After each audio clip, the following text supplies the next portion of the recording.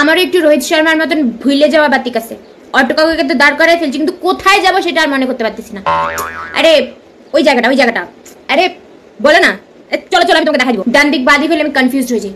এদিকে যাবো, ওইদিকে যাবো, এইদিকে কোন দিকে সেটা আমি আর বলতে পারতেছি না। সঠিক সময় সঠিক নামটা আমার কিছুতেই মনে আসে না। আরে ওই যে দেখ, ওইটার পিছনে ওইটা আছে, কোনটার পিছনে কোনটা আছে সেটা তুমি বুঝে নাও। ওই ঘর থেকে ওইটা নিয়ে আয়। আমি তো বলেছিলাম, এবার তুমিও বুঝে নিলা, টেলিপ্যাথি টাইপস। আর ওইখানে দেখ বড় ওইটা রাখা, ওইটার তলায় ওইটা আছে, কোনটার তলে কি আছে সেটা তোমাকে বুঝে নিতে হবে। আমি তো এইটা ওইটা ওইখানে দিয়ে কাটাই দিব, বাকিটা এবার তুমি বুঝে নাও তোমার ব্যাপার। কারণ নাম মনে করার একটা বিশাল বড় ওইটা। আর তুই বল না। আরে ওই যে লম্বা চুলালা, ওর নাম কি?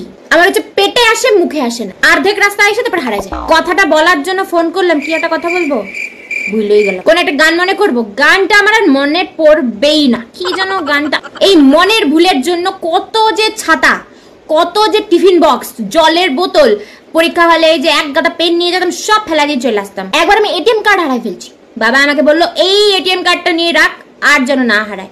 এত যত্নে রাখলাম, কোথায় যে রাখলাম। এই জন্য আমাকে কারো সিক্রেট বলা খুব সেফ। কি যেন বলছিল আমাকে বলছিল, কোথাও মনে পড়তেছে। আমার নেটওয়ার্কই ধরে না, আমার তো মানে ইয়েটাই খারাপ। তুমি কিছুই বোঝো না, তুমি না একদম ওইটা।